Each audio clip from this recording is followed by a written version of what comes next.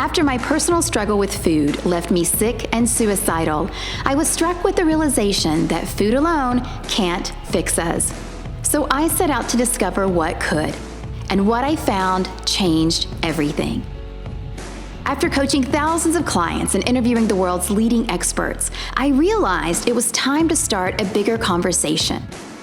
What are you really hungry for? It's great. Ooh, good one. What am I really hungry for? I love that question. It's time to discover what you're really hungry for.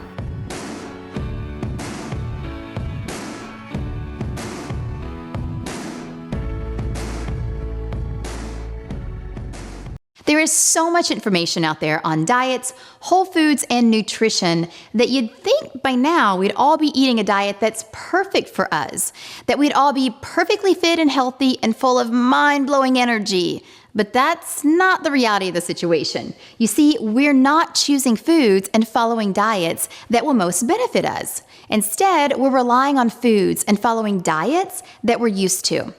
We're just so used to doing things a certain way that we keep defaulting back to that behavior. We keep going back to what we've been brought up with, what's easiest or what's most comforting. But what if I told you that what's most comforting isn't usually what will actually make you feel good? When we think comfort foods, we tend to think of things like pizza and ice cream and pasta and potato chips and even maybe some mac and cheese. We rarely think about fresh fruits and vegetables or healthy fats as comfort foods. But those are the very foods that are going to bring us the most comfort. They can help heal our minds, bodies, and souls. Our bodies are more efficient and more nourished when we feed them whole foods. It's pretty simple stuff. But you know what? You've probably heard all of this before. I wouldn't be surprised if none of this is news to you. Right now, you're probably thinking, I've been there, I've done that. And you're just sick of hearing the same old advice. Yet no matter how many times you hear the advice that I just shared, you keep going back to your old way of eating. So the question is, why do we know what to eat, but we still won't eat it? See, this is the issue for over 80% of people out there who are unhappy with their weight or their health.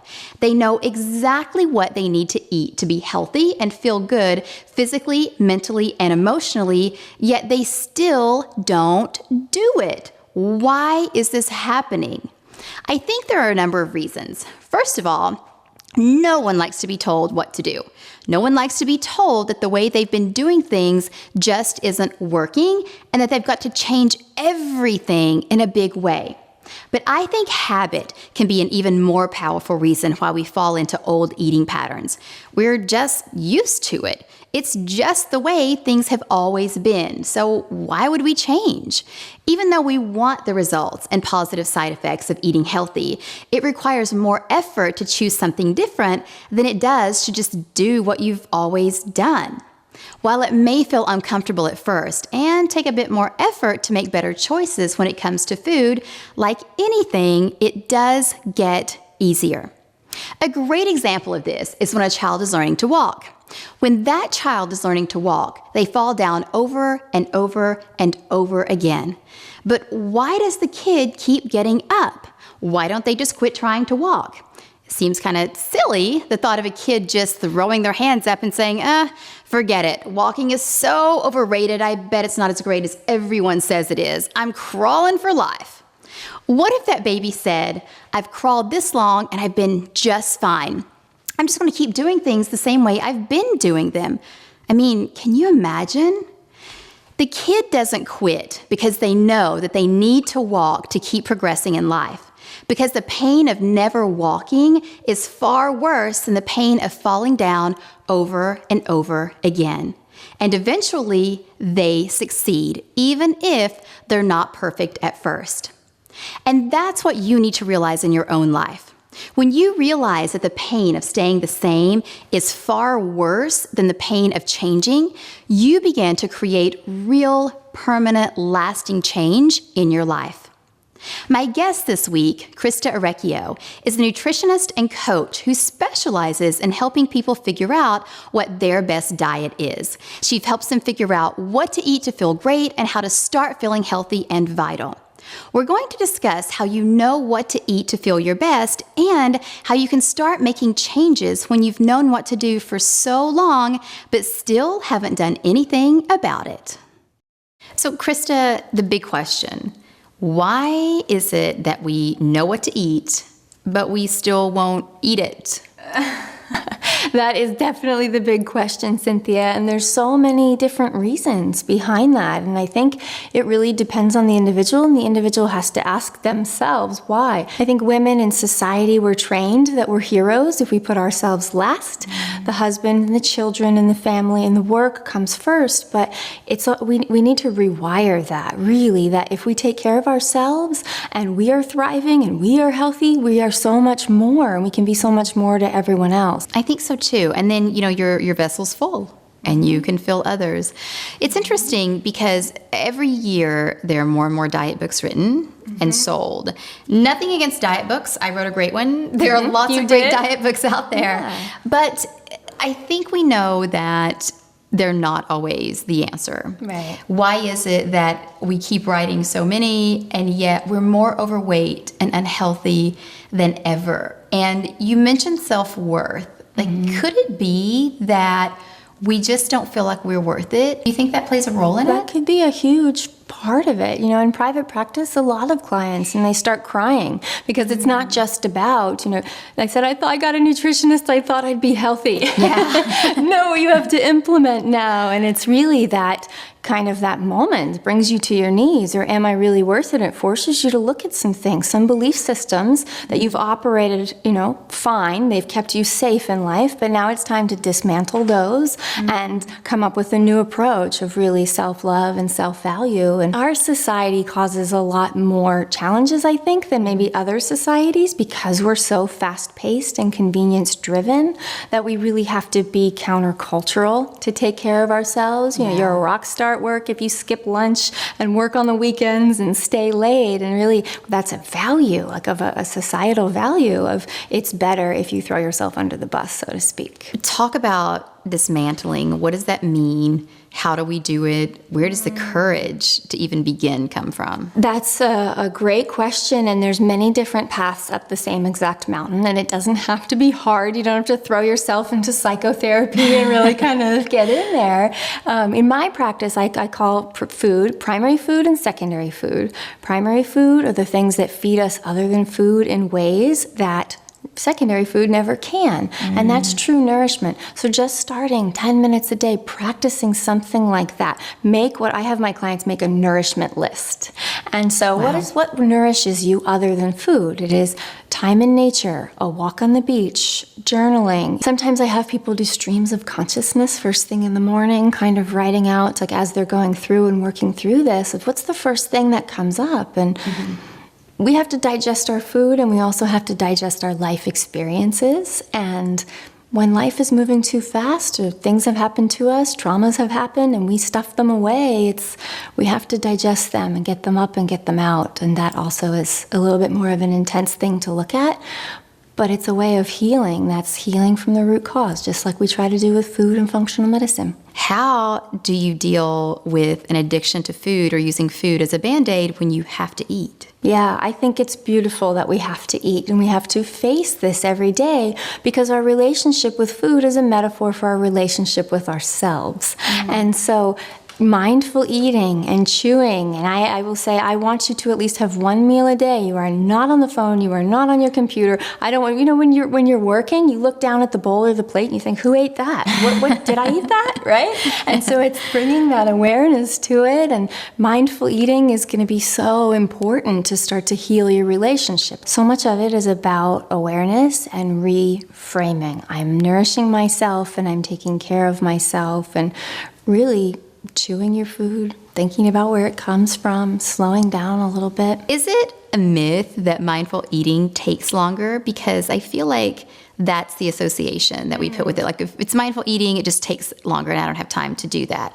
Is there a way that we can not have it maybe take? Sure. Yeah, I know. We're all busy, right? And I do that. I'm at the kitchen counter. Right? Even if you're doing that, but are you paying attention to what you're doing? Where is your head? You can eat mindfully in 5 minutes. So if I'm having a crazy work day. And even a lot of my team, they'll work through lunch, and I say, I'm going to take my lunch, I'm going to sit in the sun. I'll be back in 10 minutes. Yeah. And it's like a different day. It's a different experience versus, what's 10 minutes of your day to chew your food, digest your food, get a break, breathe, and then, come back to whatever you're doing. You'll bring more to what you're doing. Actually, just like a yoga class, I don't have time to do yoga. And then you finish, you think, I can't believe I walked away from yoga. There's so much more space in my life now. It's less noise in our head. So pay attention, be aware, even if it's 5 minutes that you have. Can you tell me what that food smelled like, what it tasted like, what the texture was? That's what, if you did, then you mindfully ate, whether it was an hour-long meal or it was a 5-minute snack. Is there one big secret that you're keeping or one big thing that you use with your clients that really makes that big impact for people, that maybe helps them to put all of these other pieces like mindful eating and all of this into place? I think awareness is the first step. So if that's the problem, and if you're not thinking, before you're going to eat something, take a deep breath. We have literally maybe like half a second before we give into a craving. Take a deep breath and really drink a glass of water. And to your show, ask yourself, what are you really hungry for? I definitely think there's physical hunger and emotional hunger. You agree? Of course. In terms of like emotional hunger, what do you think some of those things are, and how could we go about feeling that hunger? I think so many of us, we're isolated. We don't live in community anymore. Like getting out and spending more time with like-minded people in community is incredibly healing and nourishing. And then you don't need the coffee and the sugar to have that false sense of being up, right? Or feeling good. And relationships are a huge part of it. Exercise is a huge part of it. Are you moving your body in ways that you can move energy? Otherwise, you're gonna think that you need to fill the physical hunger. Do you think we just sort of go to sleep for a minute? You think we're just like, oh my gosh, I want to be healthy. Oh, but it's the weekend and life is good and I'm going to party and I'm going to stay up late and I'm going to eat those foods I shouldn't, right? And we know not to, but we're choosing to. It has to be a pleasure thing in some way, I feel like. I mean, we're a little bit we choose to go back to sleep. We don't want to wake up. We don't want to know. We do know. We shut it off because we want to feel that pleasure. I mean, aren't we hardwired as humans to run towards pleasure and run away from pain? And it's finding that balance. I think if you can get a healthy lifestyle and you truly know what that feels like, you're in alignment, you know what nourishment feels like. Most people have to find that tether. Yes. And when you find it, that's what it is. It's a tether. And hey, we have to have fun, right? Go have a few drinks, enjoy every now and then. Yes. And that feels so good for your spirit. But we know 2 glasses of wine, okay, it's been a good night, I feel good, but then I want to feel awesome. I'm going to go for the 3rd, and then I feel bad. So you really kind of have to figure out what are you going for, and what's your line of 80-20 balance? What's your line of celebration? But if you know your tether, you can always come back to it. So you don't. It's the idea of dipping without diving. That's the problem. Why diets don't work. We don't dip. We dive. Oh well, my alarm didn't go off, so I didn't exercise yesterday. So I guess I've had clients say, I guess I just stopped exercising 3 years ago because of that one day my alarm didn't go off, right? It's like we get on another track pretty quickly, and having that tether creates a safety within a person to say, this is who I am, this is my lifestyle, and I value it. So great, I can go on vacation or I can go out to dinner and I can go, off a little bit, and I always trust. It's inherent safety within a person that you trust within yourself. Yeah. You'll get back to what you inherently value. I love that. Make sense? Completely. I love that. So you said diets don't work. Do you believe diets don't work, or do you believe we don't work the diets? We all need a guide. And so, like you said, there are some amazing diets out there, and that can be your path to dismantling a belief system. Finding a whole food diet, something that really works for you. And we know so many people in our industry, they go to the paleo diet or whatever it is, when you can stop clogging up your mind and, your emotions with food, and then the wires aren't crossed. So, okay, you get to tell what's physiological and what's emotional when we can get out those food sensitivities, and we have a process. So I'm not against diet, so to speak. So great, you can use them to get yourself out of the woods, and then personal accountability, personal responsibility. What works for you, right? I do a lot of work with gut health, as you know, and a lot of people, they want to follow such a tight format. Yes. This is for SIBO, so I can't eat this, right? And I say, nah. test it out. And so even though this isn't within the diet, I want you to test it out and see how your body responds and reacts. And I think if we can all do that on a grander scale and we find the diet that works for us in the moment based upon our stress levels, what's happening in our life, how much we're working out, the health of our adrenals, all of those things. If you're telling me, test it out, if I can choose or create or co-create this quote unquote diet, I mean, diet is just what we eat, right? Then I'm probably more likely to follow that. You know, I had some input, I had some say. You used the perfect word, Cynthia, co-create. And that's what I did in private practice because it comes from you. Who knows your body better than you? I'm a guide, but ultimately you know your body better than any doctor, better than any nutritionist. And so saying, okay, and it's also you're working with the emotional state. You're eating these 5 things. I don't want to tell you not to eat them because you're going to tell me to go away, right? So how can we upgrade that? Can I guide you towards 5 things that taste the same but don't have a negative interaction in your body? Yes, cool. Are we in agreement? Yeah, because you had a say in the process. We didn't take something away, didn't feel restricted, because as an adult, life is full of responsibilities and restrictions in lots of ways, and we don't want to do that to our food. We still want everyone to enjoy their food, and you know, a lot of times it's a ceremonial experience. There's so much connected to it. So it is. And you know, the other thing I think happens, Christa, is we don't find pleasure in eating the right foods, quote unquote right foods. You know, it's for many reasons. Maybe we don't know how to make broccoli taste good. You know, it took me a minute to figure that out too. And that's where we will go through the concept of upgrading, right? Macaroni and cheese reminds you of your childhood, makes you feel good and taken care of. So let's get some brown rice pasta and let's get some really good quality raw cheese from grass-fed cows. And you know, if that's the upgrade, and then you still get to feel that sense of nourishment because can we ever truly separate emotional nourishment from biological development? I used to think that was possible, and I don't anymore. I love that. Christa, you're amazing. You have such wisdom. It's so great. You know, the name of the show is What You're Really Hungry For. I'm so glad someone's doing this, Cynthia. We need to get this type of information out there. Thank you. Thank you. I wonder, though, Christa, I ask every guest that comes on what they're really hungry for. So what are you really hungry for?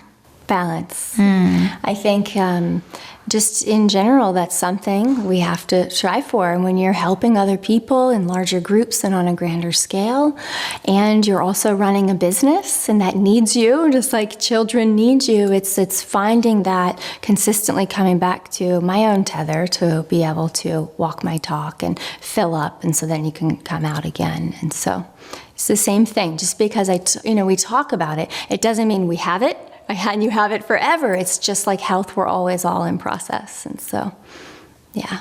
Definitely. Well, again, thank you for all the work that you're doing in the world. I mean, you're changing lives, you're making an impact, and thank you for being here today and sharing this amazing information. Just thanks for being you, Christa. Oh, my pleasure. It's always good to see you, Cynthia. You as well. Thank you. This week is all about learning why you know what to eat, but still won't eat it. I invite you to choose one of Christa's tips that she discussed during our show and start implementing that into your life today. What one thing can you do to start eating what you know is good for you, for your energy levels, and for your body? Don't wait another day or even another hour. Start to get to the root issue of why you know what to eat, but still won't eat it right now. As always, the conversation continues at CynthiaPasquella.com. Head on over and leave a comment below this video telling me the one thing that you will do to start eating healthy today. And while you're there, make sure you download today's free menu to track your progress. You'll find inspirational quotes from today's show, as well as a daily checklist to keep you on track. It's located right below this video at CynthiaPasquella.com. Did you like this video? If you did, please subscribe. And I would be so grateful if you would share this video with your friends. And if you want to hear more from me, including stuff I only talk about in email, then come on over to CynthiaPasquella.com and sign up for my email newsletter so that you can be a part of this beautiful community of women who are discovering what they're really hungry for. This episode is brought to you by the Institute of Transformational Nutrition. Discover the secrets to becoming a go-to expert in nutrition coaching while making great money on the side or even enjoying a new career at www.transformationalnutrition.com. On next week's episode of What You're Really Hungry For. Why do we tend to bond over pain and struggle? It seems like such an interesting thing. Is it because we know we're not alone? It is the best connective tissue that we have as human beings. David and Goliath. Let's just go to that story. All right. Has anybody